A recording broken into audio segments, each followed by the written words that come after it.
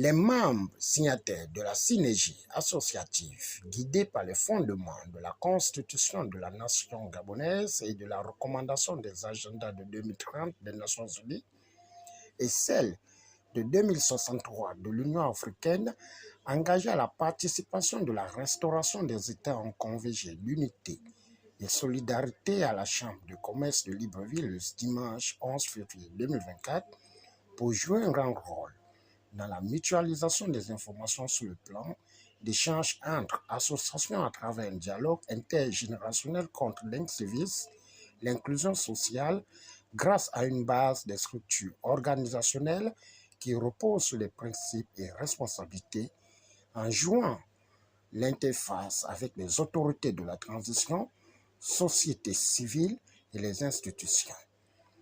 Pour la construction du Gabon et promotion du bien-être commun, à l'ère de la transition, piloté par le général de brigade Biscotter Oligingima, au finish, nous notons que la signature de la charte de 28 associations fédérées de la synergie, en présence du président Chrysostome Mvou, ont pour idéologie la promotion de la paix pour accompagner la vision du CTI.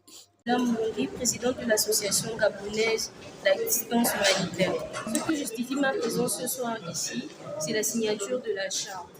Cette charte a été signée pour déclarer notre appartenance à la synergie associative, qui est une plateforme mise en place par des jeunes Gabonais qui ont décidé d'accompagner le président de la transition, le président du CPRI, le général Brice Oligui, dans ses actions pour le Gabon et notamment pour montrer notre fidélité et notre accompagnement, notre engagement à l'aider à aller vers le dialogue national qui aura lieu en mois d'avril. Notre particularité est précisément notre engagement en tant que jeune femme gabonaise et notre action envers les malades de nos différents quartiers. Notamment comme maladie, il y a une maladie qui est l'endométriose, une maladie qui n'est pas très connue des femmes, qui est souvent négligée par les douleurs que ressentent les femmes au niveau du bas-ventre. Et donc notre engagement pour ce trimestre à venir, c'est de sensibiliser les jeunes femmes sur ce mot qui mine notre santé. Alors il faut dire que c'est une plateforme qui est il y a 3 mois, qui regroupe en son sein 27 associations de tous horizons. C'est parti d'un constat assez simple, c'est que l'État présentait des problèmes de manière globale. Nous avons l'objectif de nous asseoir, de faire en sorte qu'il y ait cette plateforme parce qu'il fallait que l'on parle d'une même voix, des raisons d'efficacité. Et c'est dans cet esprit qu'aujourd'hui, 11 février, est né ce qu'on appelle la synergie associative, qui est cette plateforme. Devant tout le monde pour justifier de sa participation parce qu'il faut savoir que la charte est là pour orienter, guider nos actions.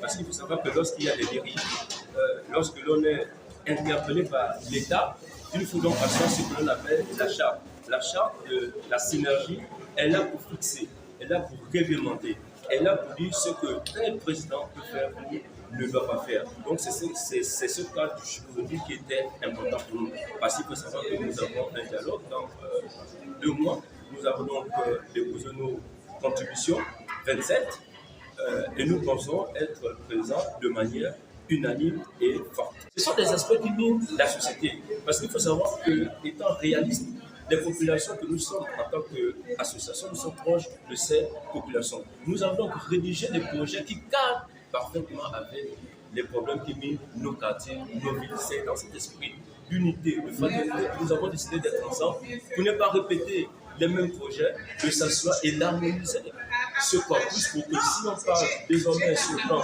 économique, toutes les associations qui ont une approche économique puissent parler de la même voie.